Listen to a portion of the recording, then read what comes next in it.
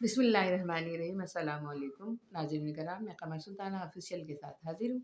आपसे दरख्वास्त है कि चैनल लाइक और सब्सक्राइब ज़रूर कीजिए।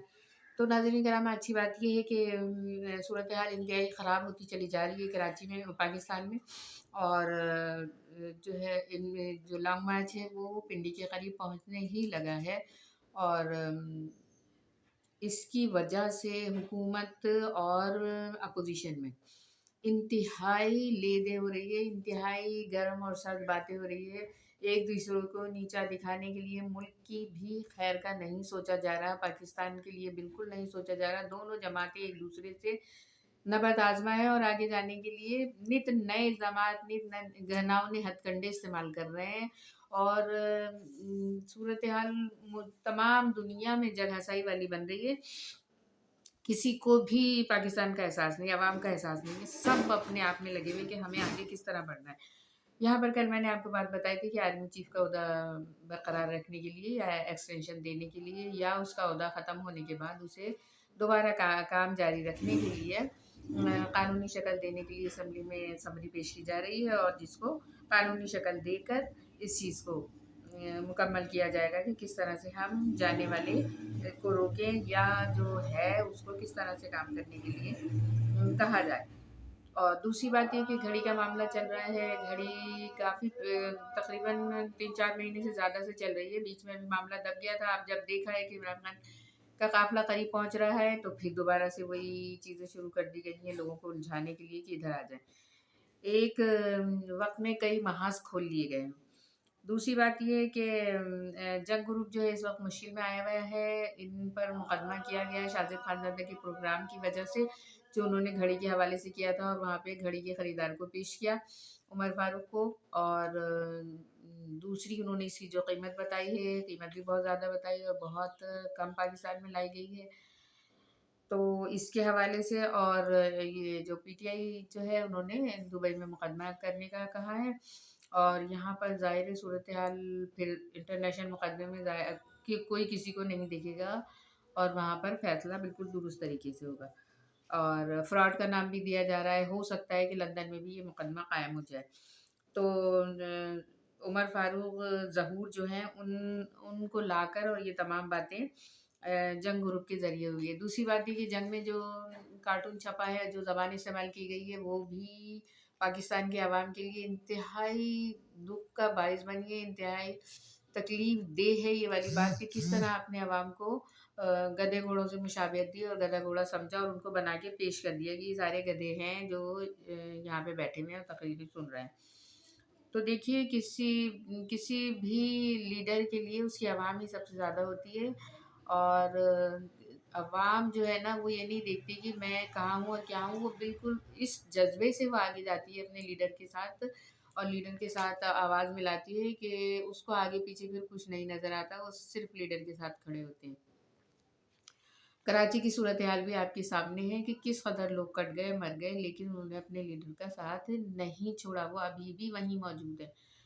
तो ये सूरत हाल अब कहाँ-कहाँ फैल रही है। देखिए इसमें कोई गलत नहीं है, अगर कोई कौम किसी को पसंद करती है, अपना लीडर किसी को बनाती है तो उसमें किसी को दखल अंदाज़ी की ज़रूरत भी नहीं है और उसको गधे घोड़ों से तशबीह देने की भी मजाज़ नहीं है वो लोग कि उनको जानवरों की शक्ल में बताएँ। तो दूसरी बात ये कि ये बताया गया कि घड़ी जो है पाकिस्तान में ही बिकी थी, पाकिस्तान में ही थी, पीटीआई की तरफ से बताया गया।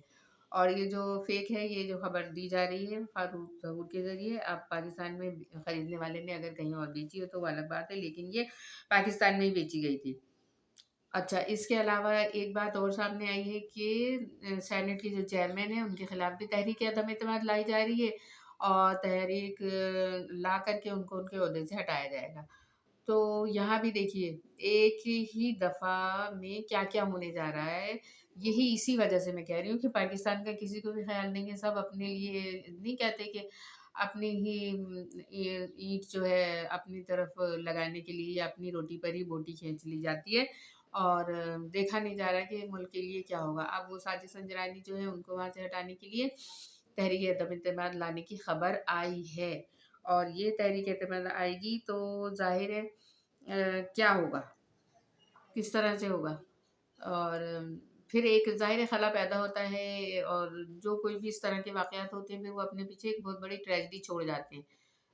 جیسے ابھی دیکھیے کہ عدم اعتماد آئی، حکومت ہٹی، دوسری حکومت آئی اور پیچھے کتنی لیدیں شروع ہو گئی، وہ صورتحال نہیں رہی ملک میں امن و امان کی، تو صورتحال خراب ہو جاتی ہے۔ اب یہاں پر دیکھیے فیصل وابڈا نے بھی بیان دیا ہے کہ بھئی میں نے تو پہلے ہی کہا تھا کہ ایسا ہوگا اور آپ تیاری کر لیں۔ اب انہوں نے چیئرمین سینٹ کو کہا ہے کہ الوداع الوداع، ایک ٹویٹ کیا ہے انہوں نے، ٹویٹ کے ذریعے انہیں الوداع کہا ہے اور کھانے کی دعوت دی ہے۔ اور یہ ظاہر ہے عمران خان کے پاس تو کوئی سیٹیں ہی نہیں ہیں، وہ تو نہیں لا سکتے تحریک عدم اعتماد، ان کے تو لوگوں نے استعفیٰ دے دیا ہے۔ اب حکومت ہی لا سکتی ہے، تو یہ حکومت ہی لا رہی ہے چیئرمین کے خلاف تحریک عدم اعتماد۔ اور یہاں پر اب جو ہے زرداری جو بالکل منظر سے غائب تھے، منظر پہ تھے ہی نہیں، وہ کوئی کسی چیز میں سمجھ ہی نہیں آ رہا تھا کہ وہ کچھ بول رہے ہیں یا کہیں ہے، انہوں نے تو بھوس میں چنگاری ڈال کے دور ہو گئے۔ تو یہ والی بات ہوئی۔ اب زرداری جو ہے پہنچ رہے ہیں وہاں پر پی ڈی ایم کے اجلاس میں یا پی ڈی ایم کی تمام جماعتوں کے ساتھ، اور وہاں پر وہ اپنے جو معاملات ہو رہے ہیں اس کو ٹیکل کرنے کی کوشش کریں گے کہ معاملات انتہائی خرابی کی طرف جا رہے ہیں۔ اور اب جو ہے پی ڈی ایم نے یہ سوچا ہے کہ کسی بھی طرح ہم استعفے قبول نہیں کریں گے، کیونکہ اگر استعفے قبول کر لی جائے تو عمران خان پوری چاروں سیٹوں پر ہر سیٹ پر خود ہی کھڑے ہو جاتے ہیں۔ تو جناب یہ والی بات ہے۔ اور فضل الرحمان کی بھی خبر ہے کہ فضل الرحمان نے جو آ رہے ہیں پنڈی میں قافلے عمران خان کی پارٹی کے، پی ٹی آئی کی حمایت میں جو آ رہے ہیں، ان سے کہا ہے کہ یہ یہاں داخل ہوں گے تو ہم انہیں تہس نہس کر دیں گے۔ دیکھیے جملہ انہوں نے تہس نہس کرنے کا استعمال کیا ہے، انہوں نے کہا کہ ہم مقابلہ کریں گے اور اس چیز کو ہم تہس نہس کر دیں گے۔ جبکہ یہ بات اسلام آباد اور پنڈی میں پہلے ہی ہوٹل مالکان کو، سرائے وغیرہ جو کچھ بھی ہے جہاں لوگ رکتے ہیں، ان سب کو، ریسٹورینٹ وغیرہ کو کہہ دیا گیا ہے کہ نہ انہیں رکائیں گے، نہ انہیں کوئی چیز آپ فروخت کریں گے، رکنے نہیں دیں گے۔ تو اسی کی حکمت عملی میں وہاں کی تمام مساجد سے اعلان ہوا ہے کہ آئیں آپ، ہم آپ کو روکیں گے، ہمارے یہاں رہنے کی جگہ بھی ہے اور مساجد آپ کے لیے کھل جائیں گی، آپ کو رہنے اور بسنے کی کوئی پریشانی نہیں ہوگی۔ تو دیکھیے کس طرح سے آپس میں ہی مقابلہ، عوام جو ہے ایک دوسرے کے خلاف ہو گئی، آپس میں ہی لڑنے لگی ہے۔ اس کے علاوہ ایک خبر یہ بھی آئی ہے کہ شیخ رشید کے لیے پولیس ڈپارٹمنٹ فون کیا گیا ہے کہ ہم شیخ رشید کو مار دیں گے۔ اب اتنی ہمت ہو گئی ہے ان لوگوں کی کہ یہ باقاعدہ پولیس آفس فون کر کر کہتے ہیں کہ ہم فلاں بندے کو مار دیں گے، کیونکہ وہ اس کو عمران خان کو سپورٹ کر رہے ہیں یا کسی کو بھی سپورٹ کر رہے ہیں، عمران خان کو چھوڑے کسی کے بھی سپورٹ کر رہے ہیں، تو کیا سپورٹ کرنے والا قتل کا موجب ہو جاتا ہے، مرتکب ہوتا ہے، اس کو قتل کر دیا جائے، اس کو شہید کر دیا جائے یا اس کو جان سے مار دیا جائے۔ تو یہ تمام صورتحال جو ہے انتہائی گمبھیر ہو رہی ہے اور سمجھ میں نہیں آ رہا ہے کہ پاکستان کی صورتحال کہاں جائے گی، پاکستان کہاں جائے گا اور ہم کیا کرنے جا رہے ہیں۔ تمام جماعتیں مل بیٹھے ایک جگہ بیٹھ کر سوچیں گے یہ کیا ہو رہا ہے، جبکہ ایسی صورتحال کوئی نظر نہیں آ رہی کہ یہ لوگ ایک ساتھ بیٹھیں گے اور آپس میں اتحاد اتفاق رکھتے ہوئے کوئی مشاورت کریں گے۔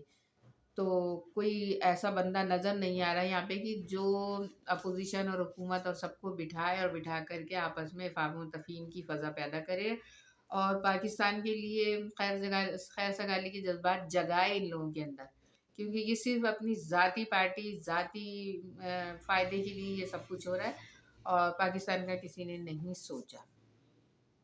تو امید ہے کہ ان باتوں پر غور کریں گے، اور آپ لوگوں سے درخواست ہے کہ آپس میں اتحاد اتفاق برقرار رکھیے، محبتوں کے ساتھ رہیے اور اپنے ملک کے لیے دعا کیجیے۔ اللہ حافظ۔